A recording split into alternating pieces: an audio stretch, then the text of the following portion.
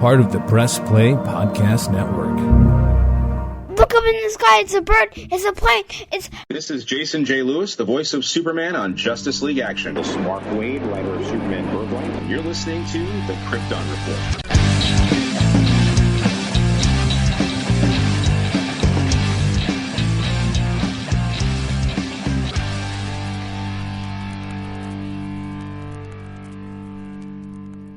And we're back. That's right. The Krypton Report is back. Not like we've been gone, but I just thought it'd be fun to start off with "And we're back." I am your host, Tyler, and thank you for coming to the Krypton Report. I am the Superman of Blue, the man of tomorrow, and with me is the Superman of Red, the man with a beard, the man who knows, who has never been defeated by a sandwich, James Cole. Never been defeated by a sandwich. Oh, that's funny. I was going to say, and we're back from your extended break, such as life. It feels like we've been gone. They're like, you guys, it's only been a week and like half, whatever. But nah, I don't know. I can't keep track of time anymore. So what's up, man? Oh, just trying to enjoy the last bit of the extra day I have off before going back to work. Yeah, what better way than to spend it with me and good old Krypton reporting. Happy Labor Day. Yes, sir. When this drops, Labor Day will have been over. But we got some cool things to chat about, and yeah, I have no news. So, seems like. Other than the only thing I have news-wise as a clip was I read a post today that was from Peter Safran saying that Batgirl was not releasable. And I was like, what does that mean? Because you released The Flash. And we saw how people reacted to that. Like, so, like, what does it mean? Like, it just wasn't there yet? Or when they axed it, like you couldn't release it where it's at. You know what I'm saying? Yeah. I say just release it. Edit it down to like a half-hour special. And there you go. But we got comics, some more Ruby Spears, and the season 1 finale of My Adventures with Superman. So I say we just get into it. Yes, sir. Alora's like, get into it, guys. So we're going to jump into... Yeah, she really wants to join. She's going to make this difficult. So we're going to get into Season 1, Episode 10, My Adventures with Superman, entitled Hearts of the Fathers. Ooh. Starting out with the finale, huh? It's Thanksgiving, and Clark, Lois, and Jimmy are headed to the Kent farm to celebrate, but the holiday turns into a fight for survival as Task Force X, family, and Kryptonite collide. All right. So this is non-spoiler. This has just been a very well-crafted, tight show. Oh, yeah, definitely. Which is solid cool. Writing. Which is cool, but it's one of those things where we've had that it feels like where we get these shows and the writing is tight and stuff, but then it's like, but at the same time, it doesn't make it so you can just kind of go back and enjoy an episode like individually. It's like you can't just throw on one. Like, oh, just throw this on. You know? Yeah. Because you're like, oh, well, yeah, but this, I don't know. It's not like, you know, some of the shows where, you know, they're connected, but you could just throw on an episode and be cool to just chill and watch one. Like, this is like some serious, like, tight stuff going on. Yeah. It's definitely been built up over the entire season, this storyline. It was really great to kind of, like, finally spend time with the Kents present day. Yes, it was. You know, I love Pa. I liked it was Thanksgiving because it kind of makes it that underlining theme of, all right, automatic rewatch every year because it's Thanksgiving. Pull up the holidays. We now have another super property for the holidays. So we're gonna jump over the spoiler wall and get going. You know, the episode starts with Clark having a nightmare, and he sees himself as the destroyer that we saw. You know, the evil Superman, which I'm very tired of. So please, let's just, you know, not continue that. And it's interesting because he wakes up, goes to the farm, and then he's kind of like I predicted back. Somehow we got Jimmy and Lois in the farm, but we're venturing into his Kryptonian connection because he's talking to Jor-El. But I love how they're arguing, Jor-El speaking Kryptonian and Clark speaking Earth, like English. And we see the translations of what he's saying in Kryptonian. And then he says, you know, my son in English. Yeah, I wonder, like, if the... I guess I would say program is learning. Yeah. I would say it is. If it's learning English, and the more he speaks to it.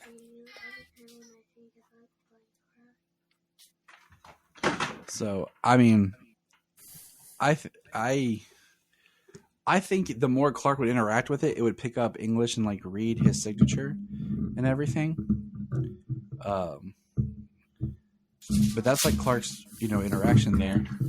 Yeah, so. I don't know. I mean, the way that some of these things, the way that some of the show seems to be thought through, like how tight it is, kind of makes me think that it would be more the idea like that the computer would be designed to learn any language that Clark were to grow up learning on the planet that he goes to.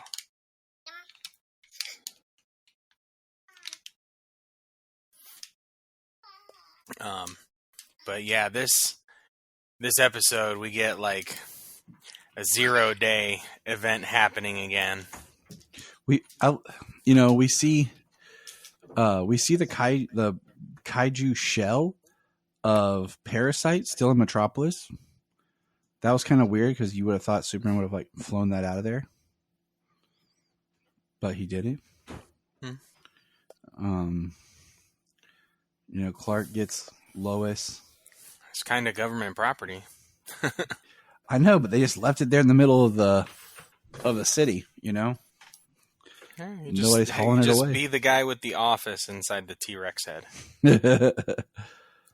He wants, you know, Lois and Jimmy to help him find the general, and they're gonna do it. You know, they don't want Clark. The three of them they haven't told Clark about the evil Superman thing yet, which is weird. But it's picking up where it left off. Yeah, and this is the episode where they are promoted from interns to reporters. Yep, they get desks. Superman saves the city by Lois Lane, Clark Kent, and Jimmy Olsen.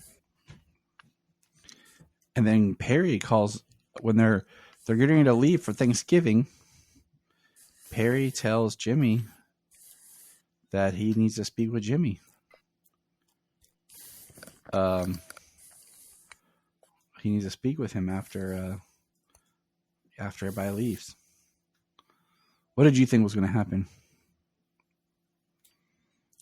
You know what? Honestly, I didn't consider what was going to happen. I just was sitting back waiting to find out what did happen. See, Ronnie Troop gives Lois a nameplate. Clark gets a hug and kiss from Kat. Future award-winning journalist. Jimmy gets a stuffed wolf from Lombard. I love that in this episode, you know, speaking of Jimmy, that anytime he says Flamebird, it's been a running gag the entire show. Every time Flamebird comes up, even when it's just said just like Flamebird, it goes, it does a squawk in the background. The every best, single time. the best line of those at the end when he's like, "Oh yeah," when they're all finally sitting down to dinner. Yeah. And- James, didn't you have something to tell us? And like Clark heated the turkey up with his heat vision, so he's sitting there in his super suit, which is awesome. Yeah. And then Jimmy just nonchalantly is like, "Oh yeah, by the way, the Daily Planet bought Flamebird for $5.6 million. I'm super rich. Pass the apples." Hurrah! Yeah, the way he delivered that so nonchalantly at that time. I thought it was really cool how they did, because Jimmy is rich in the comics, inheritance from his parents and stuff like that. There was even a point, I don't know if he still does, he might still own the Daily Planet. It's so interesting just because I was like, just like he just says, like he said, it was so nonchalant, like, yeah, I'm super rich now. Let's go. Yeah, right. And they're like, what? But you know, I love seeing Mom and Pa together, and you know that they're old but not super old. Mm-hmm. Yeah, and Ma trying to defend Clark to Lois's dad. Told you, the general shows up, and it's Sam Lane. It's Sam Lane. Pa's all about the turkey zone. Don't tell anyone, James, but this turkey is refusing to come to temp. I love the part that I laughed hysterically both times I watched that. I just love the moment between Ma and Lois where she's thanking her, and how about how Clark just kept his distance from people once he found out, but now he has you with him. Yeah, that's really good. It really makes a reason for like Clark having that concern, not just his parents be like, well, you have to stay back, you have to stay home, you have to stay away. He had that concern of like, nope, like it was worried for everybody else. Clark peeling potatoes. Her dad shows up.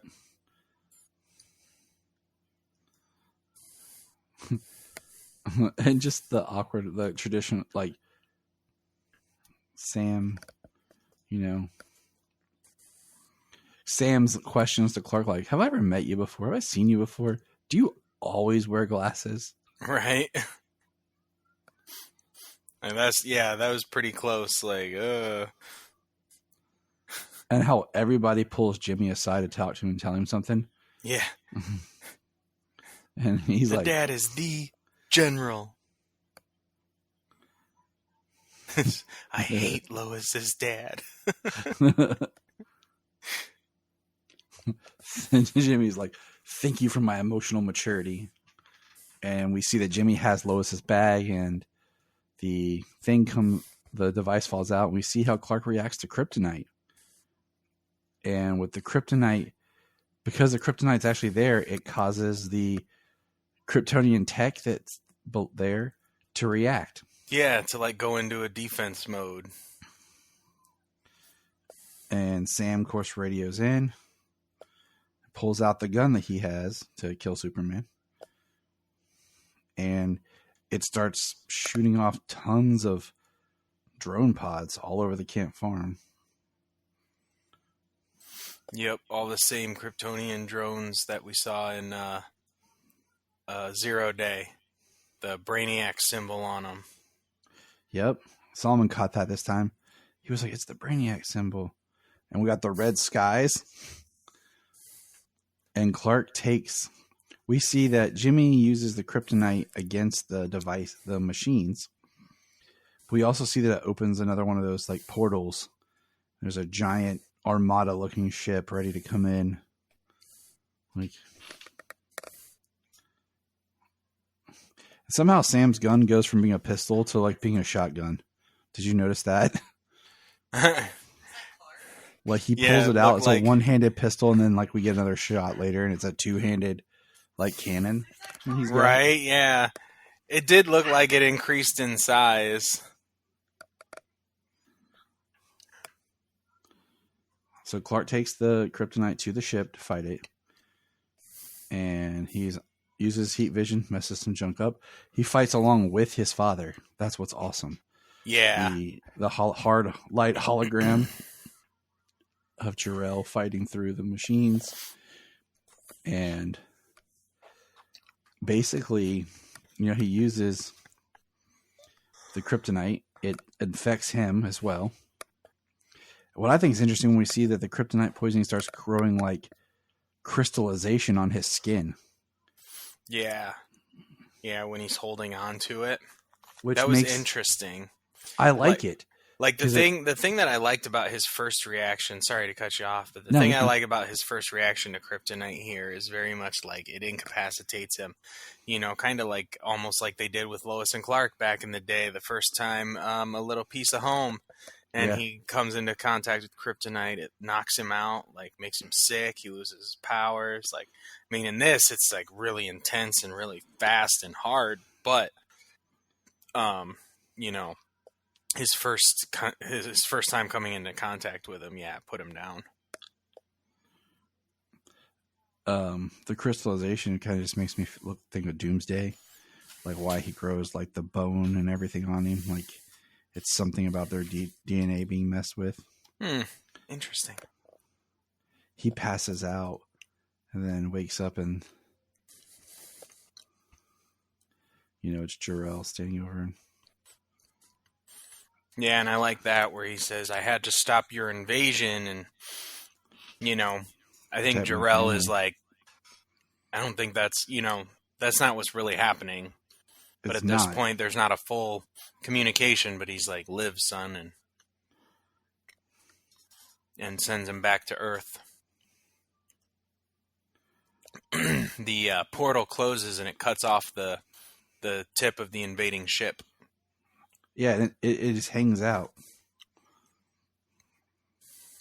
But like Clark's what I'm going to call his ship, his Fortress of Solitude is kind of what it was. Right. Is gone. Like it blew up in the space. So will we ever see Jor-El again? Don't know. Yeah, I just wonder if any of that Kryptonian ship, any of that metal, will grow and replicate again, Yeah, we got the big one laying there, and then what happened to the metal in the pod that he was sent to Earth on?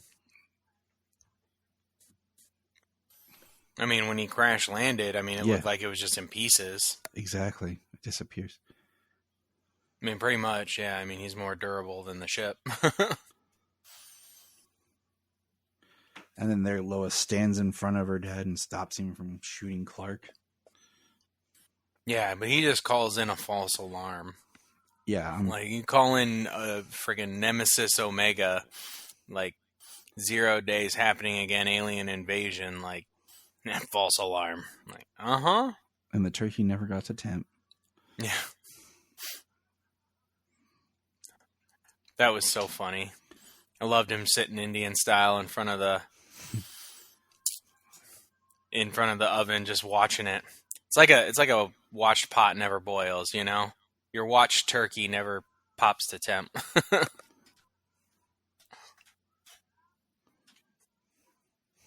It's awesome. Stamps, please. Yeah. I'm just gonna randomly say that at dinner, just Thanksgiving, just to see if anybody's like, what? But then we get like a post-credit scene. And we kind of see the other side of the portal, the ship that got cut in half exploding. And we see Brainiac. What we only get from the subtitles. Yeah, it says Brainiac. Yeah. And there's a planet that's being destroyed. A planet in rebellion. And then we have Kylo Ren here. I mean, very much so. And says, they will kneel. And it's very much like, it's very interesting. It's not the same looking person that we had seen kind of leading the charge before. Mm-hmm. You know, in the first kind of flashback of Zero Day or whatever. This one looks more like it's more like in a suit. But yeah, he straight up sounds like Kylo Ren. But I mean, he was in a suit before, but it was a little more form-fitting, a little more, like humanoid looking. This one had a different look to it. So we have Brainiac teamed up with General Zod. It kind of seems that way. I mean, the They Will Kneel is kind of definitely a precursor to one person. Nah. Everyone likes to kneel, you know? Everyone says kneel. Kneel! I say it all the time. I say, hey, James, kneel. You know? You're like... I mean, it doesn't work, but you still say it.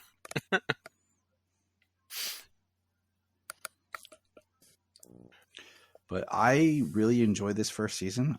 We know sometime, hopefully next year, we'll get season 2.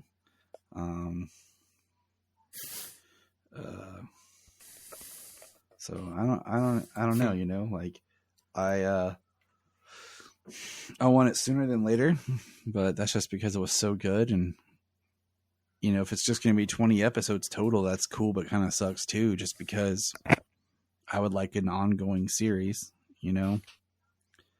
Yeah, it's a very good Superman show. It's a very good Superman, very wholesome character.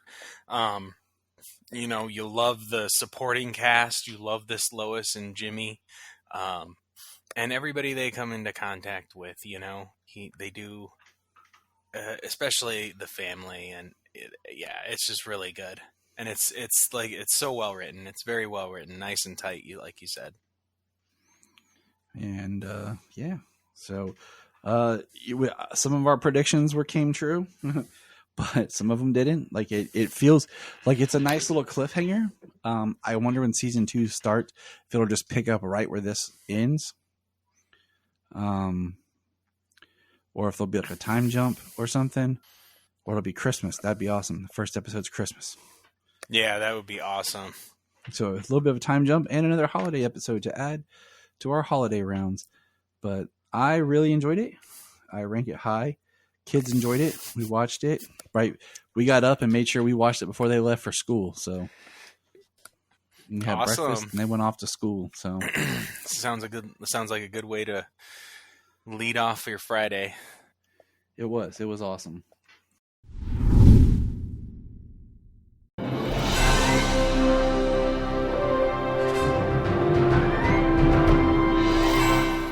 What's up, everybody? Chase Smith here from the Chase Smith Podcast and Cavs on the Break NBA Podcast. And I'm JD, host of the Hyman Podcast, part of the Press Play Podcast Network, and we are super excited to bring you a brand new show starting next Tuesday, the Fanfare Podcast. The Fanfare Podcast is all about your favorite movies and our favorite movies and the best moments in cinema. To help guide our discussion, each episode will feature one classic, and we will grade this movie using a report card-like scale A through F. We're going to be grading categories like acting, directing, cinematography, the score, and even the movie poster itself. And we're not featuring a movie report card. We'll be sharing our movie rankings, franchise deep dives, actor and director interviews, and everything in between. Movies have been a major part of our lives, and we cannot wait to share our thoughts with you. Our premiere episode will drop Tuesday, June 27th, and JD and I will be reviewing Raiders of the Lost Ark in preparation of the release of Indiana Jones and the Dial of Destiny on June 30th, the 5th installment of the franchise. Join us on the Fanfare Podcast, available on Apple Podcasts or wherever you listen to your podcast.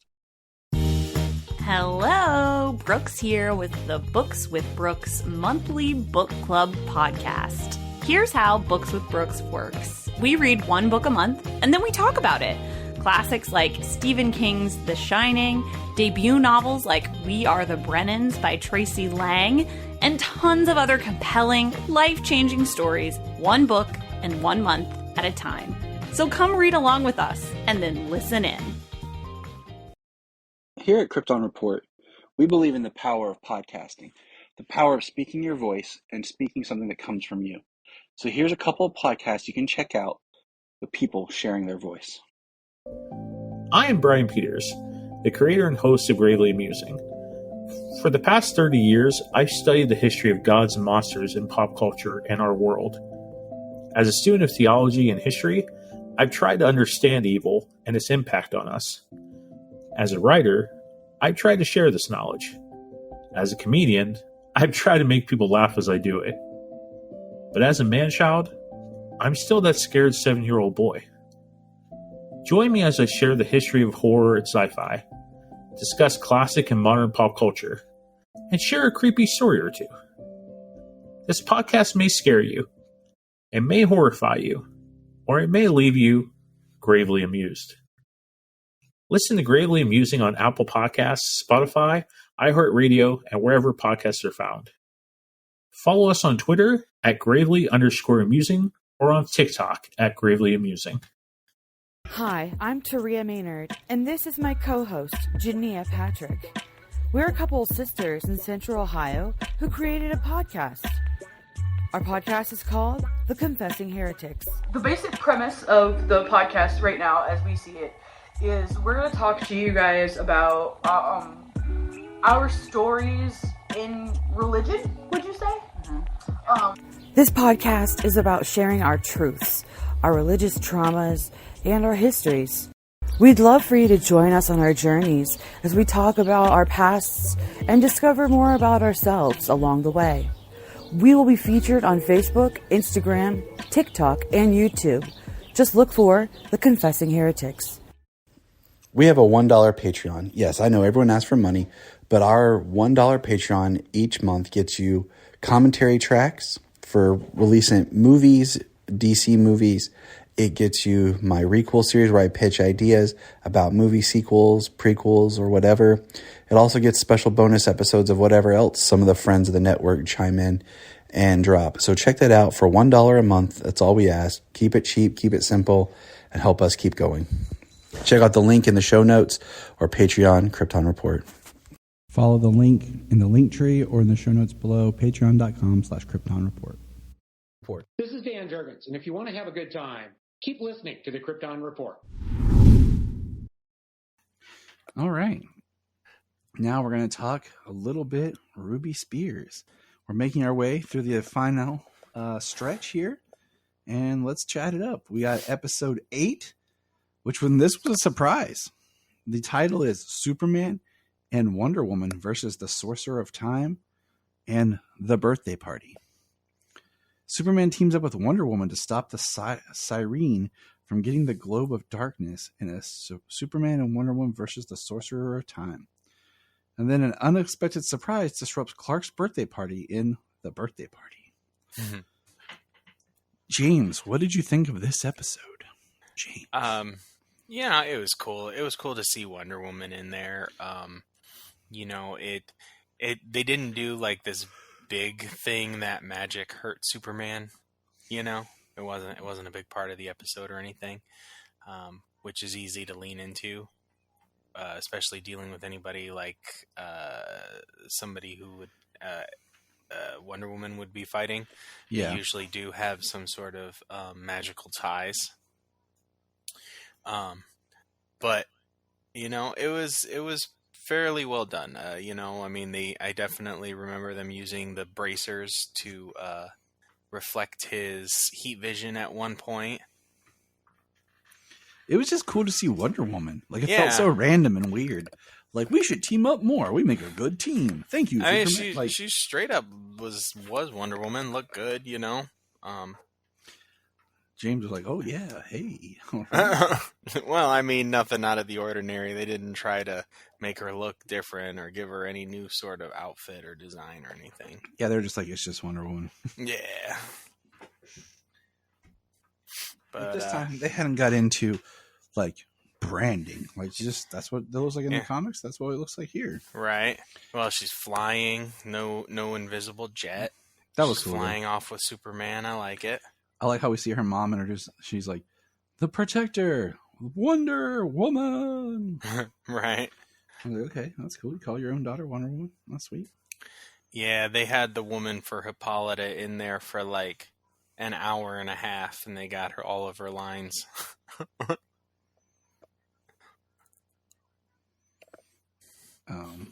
So that old cartoon voiceover delivery.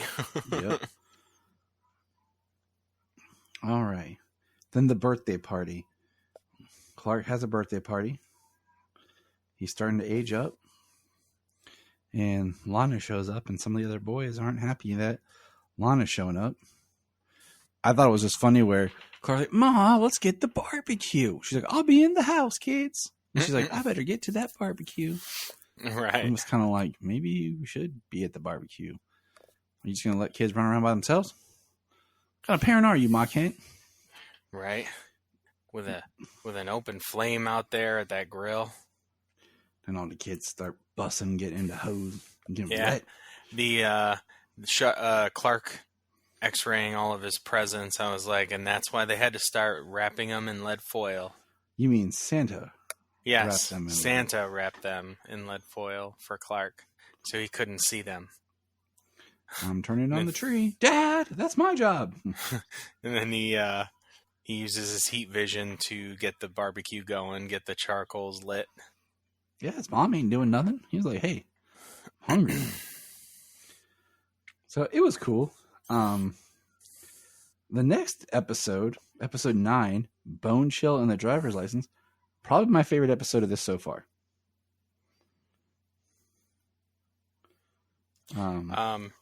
This is the episode, so I'm pretty sure I watched 7, 8, and 9. Okay, you didn't watch 8, 9, and 10? No, I'm pretty sure I watched 7, 8, and 9 because I thought the Wonder Woman was the second episode that I watched. Because, yeah, we were doing 8 through... We were starting with 8, so... Oh, I looked at 7. I was like, I don't recognize this one. The hunter, General Zod, and them sending out that hunter to go after Superman from the Phantom Zone. Yeah, because we talked about that one, because that's the only one that has okay. Faye Aura and Ursa in it. Ah, yeah. But Bone Chill and the Driver's License.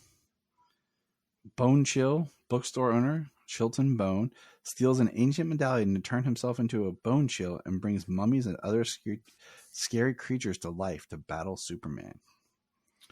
Pa Kent tries to teach young Clark how to drive. I like this episode. It has a lower score on IMDb, but I thought Bone Chill was a cool villain, and like he brought all kinds of creatures to life. I thought was neat.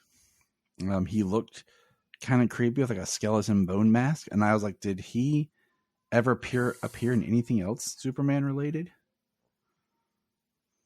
Do you know? Oh, did he? No. Do I know? No, I don't know. And Did you find something? I really like this episode. I'm like, I'm about to watch it again because like this episode to me, I was like, this is a very if you want to throw on something kind of Halloweeny or yeah, I was gonna say spooky, it looks like it fits into your spooky season. I was like spooky watching like this, and then the next episode, which James didn't watch, fit very well. But yeah, I was watching like, this is cool. Let's see. I was gonna say it looked like mummies or something from the thumbnail. Yeah, he had mummies. He had the Wolfman. Oh, really? And yeah. So, did you not watch this one?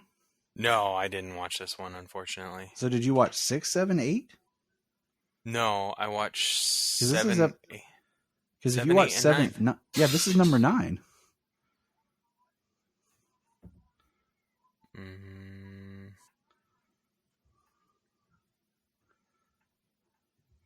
Okay. It doesn't. No, I remember the bone. The book dealer.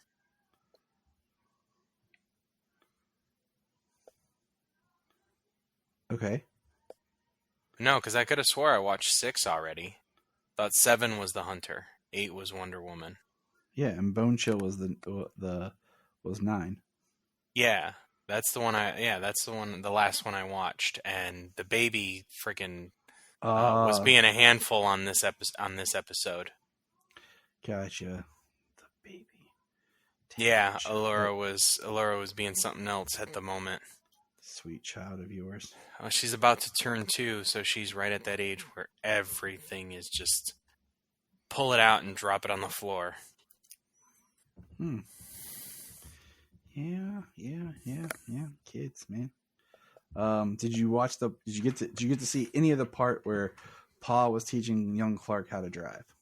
No, I came back and I was like, I missed the end. Those have been the funnest part of most of these episodes. It was great because he was like, I think I'm going to start with that one when I go to watch it next. Because I literally laughed out loud. Like, I haven't laughed out loud on a lot, but when Pa's like teaching him how to drive and Clark's ready to go, and they're like, you got to go to the DMV. And he goes and they're like, okay, can I get my license? You got to go wait in that line. So he waits in the line. And then they're like, okay, now you have to take the written test. And like he does like super fast. And the teacher's like, did you take that speed reading class? He's like, oh, I've just been studying. And then they're like, he's like, now do I get the test for my driver's license? No, you have to now go stand over there and do a vision test. So he goes over there. The lady's like, read the smallest line. He reads, made in blah, blah, blah, blah, blah. She's like, what? He's like, yeah, they're at the bottom. They're like, oh my gosh. And then like, That's he hilarious. does the driving test and they're like, if everyone drove like your son, the world would be a better place. There'd be no need for, like anything. It was probably, like I said, I laughed when he did the vision test. I was like, yeah, that was just funny. So it was a great, like I said, it's probably my favorite episode so far. And I definitely, that's probably if I had to recommend one. Yeah. I recommend that one. So it's probably my favorite just because of I don't know, the flavor, the feel. Right. Didn't feel as cheesy. So, well, no, I'm gonna rewatch that one and watch the rest of them. So. All right. Well, let's move on and get some comics. James, what you got on the comic front? Comics. Well, we got a lot of comics this week. Yeah, we do. Yeah. I mean, we can start with Steelworks. I think that's the oldest one we got. Yep. Bring it up. Yep. All I know is if I write Superman comics, I'm bringing Bone Chill back. This homeboy needs to come back.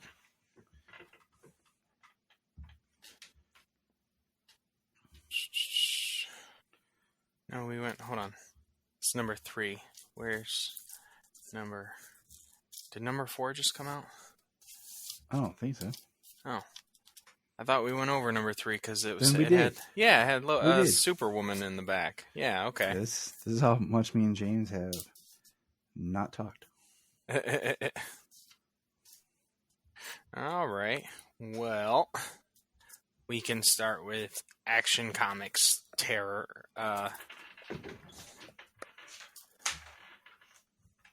Action Night Terror. Night Terror Action Comics number 2. All right, let's do it. I have to go back to my history in my app real quick to be able to get to World's Finest there. But we open back up with Power Girl, and she is stuck in this simulation, which from the beginning she knows is not real. So she just keeps escaping over and over and over again. She even says that she stops counting at 547 attempts. This is just crazy. Yeah, just trying to escape. And she destroys the power source. And she wakes up, and seems she wakes up back in her apartment, and she wakes up Omen, who she's been staying with, the redhead that that she's been working with with her psychic powers. Yep. Power Girl takes a shower and she opens the window to find the sky is purple and swirling and storming, and they're still trapped in a nightmare. Whether they're awake in the real world and this is what's happening, that might be the case. Night Terrors End. To be continued. Night Terrors End. Night Terrors, Night's End. And then we've got some sort of robotic device attaching itself to a person. Probably something from that simulation. And it attaches itself to a guy, and he is searching for Power Girl. And then we go back to the twins and Natasha and Connor and Keenan, all in Crypto. They're all fighting. It's just a big out battle. It's just a big all out battle with Cyborg Superman. There's a lot going on, just a lot of fighting. Keenan breaks free and snatches Natasha and the twins. They go flying away, and Cyborg catches them real fast, takes them down. They appear to be on Warworld, and they're all fighting the Warzone and all of the elite that went to Warworld with them, saying that they all died, that they all their bodies were fed the great worms, and so during all the fighting, it seems like Natasha and Keenan and everybody is taken down, and it's the twins who are fighting Cyborg Superman, and the fire of Olgrun kind of seems to show itself in the nightmare scenario, where his saying that his sister is afraid of him, that he's not who he is anymore because he died and was brought back, and like chained to Mongol, they can't get loose of their chains from Warworld. But this is also Cyborg Superman's nightmare, and he has a nightmare that his wife who died was terrified of him, that she died just to get away from him. And the twins figure that it's his nightmare as well, so they are able to fight back against Cyborg Superman, and he is taken by his nightmares.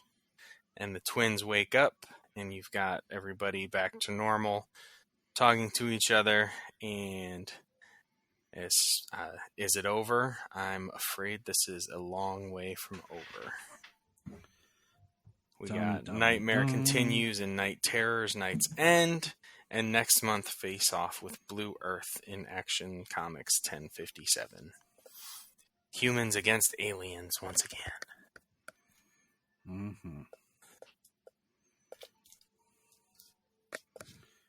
What do you think of this book?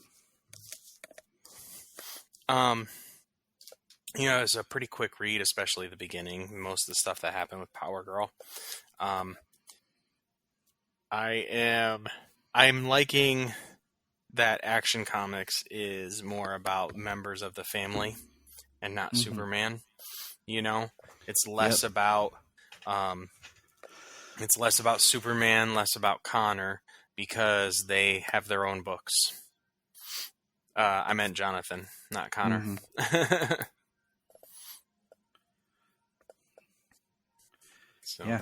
The art in the second issue was really good. Or the second part. Even the first part was really dang good, too. I felt it was just like, it had that nice, just walking the line with creepiness and uneasiness in her story. So I was digging it. Yeah. Like out of a lot of the night terrors, some are interesting, some are pretty cool, and some are just like, Yeah, it's been a very hit and miss. Well, what kind of, it's interesting when you get to see some of the twisted nightmares, not like twisted as like creepy or anything, but like what would this particular character consider a nightmare? Mm-hmm. And that's why a good number of them are interesting. Yeah, I agree. All right, sounds good. James bringing it up. Okay, what's next on the docket today? Well, seeing as my Wi-Fi is being a pain in the butt, I can't seem to load up my app. So, do you want to do Action Comics Presents Doomsday Special? Sure. And save Dark Knights of Steel for last? Yep. All right. I'm going to be honest. Doomsday Special was not as cool as I had hoped. No? It was cool, but it wasn't, I don't know. It was different than what I thought it was going to be. Yeah. So it was more like a dark, as in like the dark magic realm style comics than, but it's basically starts off with seeing Doomsday and it's Kara having a nightmare, and we find out that the nightmare she's having is actually being like projected to her from J'onn J'onzz. And then they basically who is like receiving it from like residual Doomsday psychic connection. Yeah, and then basically they're transported to hell by the devil. Mm-hmm. Like a special hell that Doomsday's there, becoming stronger, and is tearing up things, and is actually getting to where the lords of hell are worried. And the devil basically wants Kara to fight Doomsday with special armor that he has created. Yeah, it's interesting because it's a realm based on belief. Right. So like belief is king. So whatever is to be believed is what exists, what is truth. So, like Doomsday just being this unstoppable terror even against like these demons and stuff are making the demons and the tortured souls in hell believe that he is like going to be the king of hell. Like he's going to take the place of the devil. Yep. And then I expected Sam and Dean to show up, but it didn't happen. I was all like, dang it, no Winchesters. But, we got Supergirl and Martian Manhunter fighting Doomsday. And she puts on this, this armor and fights him, and then he's breaking three. Like, if he can get to this, like, psychic door, basically he can go back to the real world. And Martian Manhunter basically calls up every soul with any kind of little bits of hope in hell, and they all just pile themselves in front of the door to stop Doomsday. And then the devil sends Kara and John back. And Doomsday's just down there punching, and it says, the beginning, Doomsday story continues in the pages of Superman and Action Comics. And I was just kind of like, okay. I'm like, once again, like, are we diluting Doomsday? Like, but I don't know, because then, James, you want to talk about this backup we got? Actually, yeah, I thought this backup was actually kind of cool. This backup was bizarre as heck. It was, and I need to go back and check on like this character. Blood Wand, a Superman for Hell. Yeah, was it Blood Wind? I can't tell. It looks like Blood Wand, but it might be Blood Wind. I don't know. The font, like, Once you get to the W. Yeah, it's WYND. ND. That's what Okay. I thought. Okay, Yeah. because it kind of looks like an A the way the Y. Yeah. Okay. Bloodwind with an I. Yeah. It runs the Y, A, and D. You're just kind of it's weird looking. And it's got a little line across the middle because of the font style, and so it kind of gives it that look. But he is this character is the guy who sacrificed himself to kill Doomsday back in, it says Lazarus Planet. I thought I read all the Lazarus Planet stuff, but I might have missed this. I'm not sure if that was Lazarus Planet stuff or if that was the Doomsday, the other Doomsday special or something. I thought I can't remember where that character had put Doomsday down. It says Lazarus Planet. Mm-hmm. Got to go with the editor notes on this, but so he's in hell, and he says that he is in the fifth circle of hell, Wrath, and a demon is there attacking him, trying to say that he will be his torturer if he doesn't have one already, and Doomsday is permeating the world. This is actually the second time we've seen these Doomsday dogs now. The one time being in that Brainiac's at the end with Brainiac of the Superman annual. So it's interesting to see these in different areas like this. But Doomsday dogs being a thing. But he's running away from them, and he passes through what the demon tells him is a membrane to the next circle of hell. And he takes him down to the next circle of hell. And he says, there was another. When I died, there was another present, another I connected to who sought to save me. I think I brought some of him here too, along with Doomsday. They changed me, both of them, because the demon says that he brought Doomsday with him to hell. The Martian Manhunter is a shapeshifter. He's worn different forms in different times, and then he transforms, and he's wearing this white suit with this black and red gothic cape with like a red gemstone in his chest and chains around his wrist. It's the chains kind of gave me a little bit of Spawn vibes, especially from the hell. Yes. With the red eyes. And he takes down the demon, and he puts the dog, he takes the dogs down, and he says they're following him now. After he beats the demon and he takes the dogs, he frees all the people from hell that they won't be tortured for now. He says, run, free others. He says he's going deeper into hell to free more people, more souls being tortured.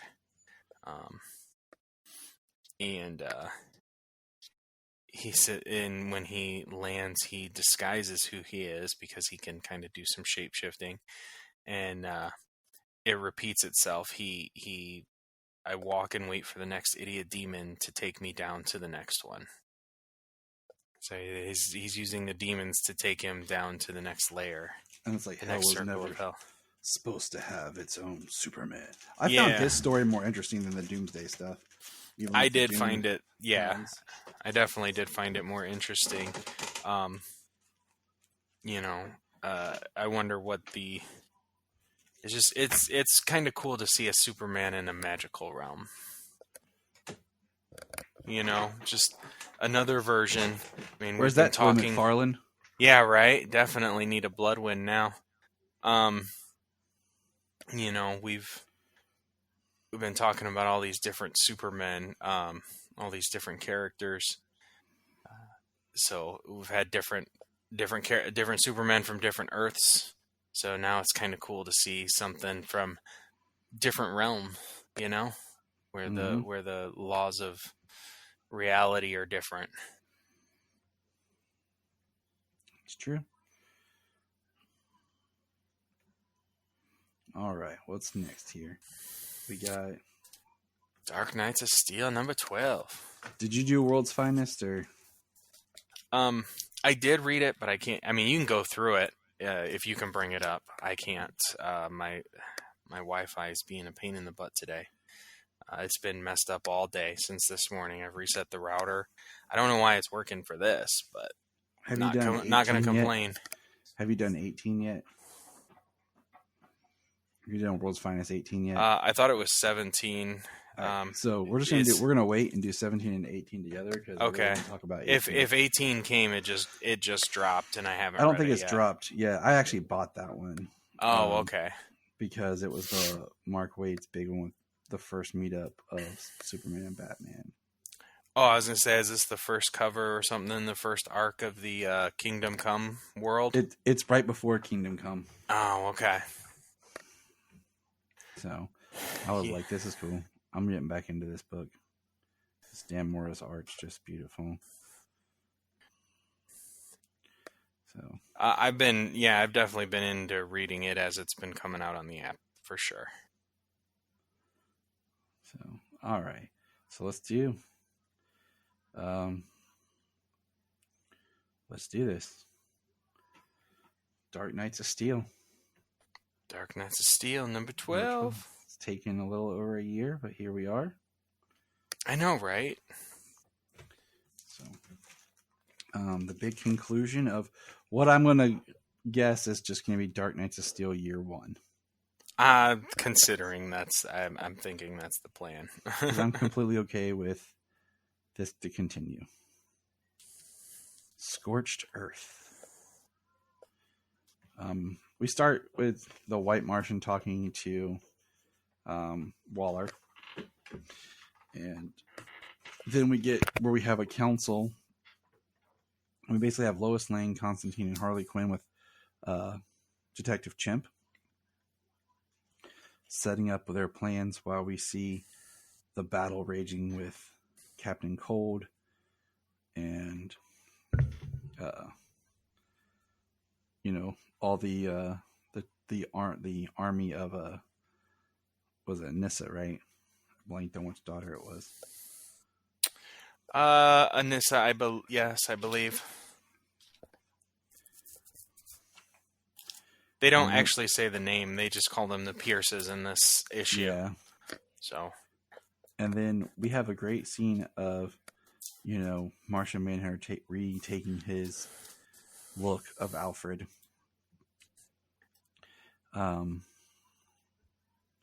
Bruce says, I don't know what to call you. And he says, Bruce, I have been Alfred for decades. I would like to continue being him, but not if you feel deceived. He said, be who you need to be. Should I go with you? Where we go, you cannot follow, but I will make them pay for your world, your family. We'll see you soon, Alfred. And you have Superman, Batman, Zala, and Wonder Woman running off to fight.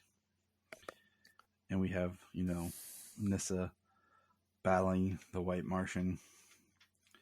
And then Protex. I can't remember his name, but he gets attacked by Superman. And the battle, continually raging. We see we have the castles being protected by magical shower.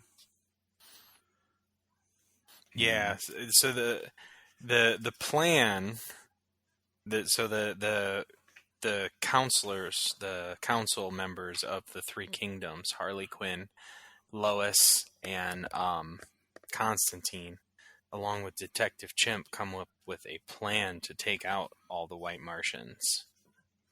Protex and all his White Martians. And basically they throw a bomb of fire but Batman, Superman, and Wonder Woman are protected, and it just burns the White Martians.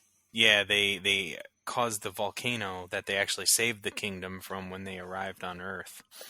They caused the volcano to erupt, and then they lit themselves on fire with oil. Badass. Yeah, while the kingdom was protected by the rainstorms from Jefferson's son. So it's they literally scorch the air and send fireballs around the they sent White fire Martians to the rain. Watched it burn. All that stuff Adele says. And it's awesome. Yeah, it's pretty sweet. Wonder Woman had asked who killed her mother, and she singled him out. She hunted him down and killed him. Like, she decapitated him, cut him off at the jaw. Yep. Why? It was pretty brutal. Because she's Wonder Woman. Yep. Oh, we don't play that. And then Queen Lara shows up with the Phantom Zone projector, and sends all of the rest of the White Martians into the Phantom Zone. Then we've got Waller and Deadshot entering the castle, passing Alfred. And that's pretty hardcore, not gonna lie. Yeah. He finds out from Deadshot's mind what their plan was, how they were in league with Protex, and he touches Waller, and due to the magical protection she has on her, it lights him on fire. And Bruce heard the cry in his mind, and he takes off and flies, and the Bat Prince flew, and he gets there to see Alfred burn. Yep. And then Waller turns immediately and kills Deadshot, calling him a traitor and apologizing to Bruce. And a week later, they sign a treaty that forms the kingdoms into a league. A league, James. A league. The League. And basically, Clark's smitten with Lois. He offers Batman the right to rule, but Batman's going to go off and do his own thing, because that's what Bruce does. Because, of course, Bruce has to be the lone main character of everything. And we learn about I'm looking for the direct quote. Hold on.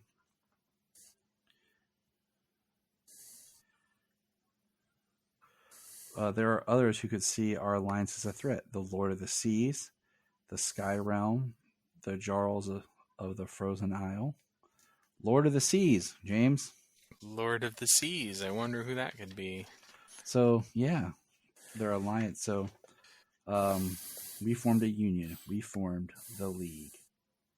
Dum, dum, dum. What a great story, book. And yes, Dark Knights of Steel. We could keep going. Oh, yeah, absolutely. Just like Deceased did, Yeah. And continues to. So, Dark Knights or Deceased seem to have just wrapped up with War of the Undead Gods. Isn't there a new one that they're promoting? That was the last one. I thought there was one coming up. Maybe I'm thinking of the War of the Undead Gods. With Darkseid. Yeah, Darkseid was in that one. All right. Well, that's all I got for right now. Yeah. Yep, that's all I've got. Some comics, some Ruby Spears we get through. And sadly, with My Adventures of Superman, that's what I said, we're going to start digging into more comics, and we'll pick up something. We're going to finish Ruby Spears, and then we'll find some other show to kind of keep going. I wanted to do Superboy 3, but it's not on Tubi. So, right. We'll figure it out. Yeah, there's some other Superman animated stuff out there. When all else fails, we've got Smallville. Yeah, but I feel like Smallville is great, but there's a lot of other Smallville going on right now. Oh yeah, it's had a pretty heavy resurgence right now, and I try to talk with Talkville and always hold on to Smallville. Yeah, I'm trying to don't want to do the same things that other people do. No. We got to find the ones that no one wants to talk about. If we had easier access to like the Filmation Superman cartoons, do that. But all right, good listeners. This is a cool announcement. I will be hosting, if you're in the Cincinnati area of Ohio, I will be hosting a panel there. You can come check me out on the 23rd of this month. So September 23rd? Yep. Excellent. That's what Bill and Ted would say. Totally. All right. And remember, good listeners, James has never lost to a sandwich. Look up in the sky. We just want to say, if you've enjoyed this podcast, please check out other podcasts on the Press Play Podcast Network. If you are like Tyler and James and can't get enough Super Talk, check out these other podcasts. Digging for Kryptonite, Supergirl Radio, The Last Sons of Krypton, the Superboy Legacy Podcast, All-Star Superfans, Superman the Animated Podcast, The Aspiring Kryptonians, Always Hold On to Smallville, The Geek of Steel, and Truth, Justice, and Hope. Remember to check out Krypton Report on all social media platforms. Go to linktree.com/Krypton Report. You find all of our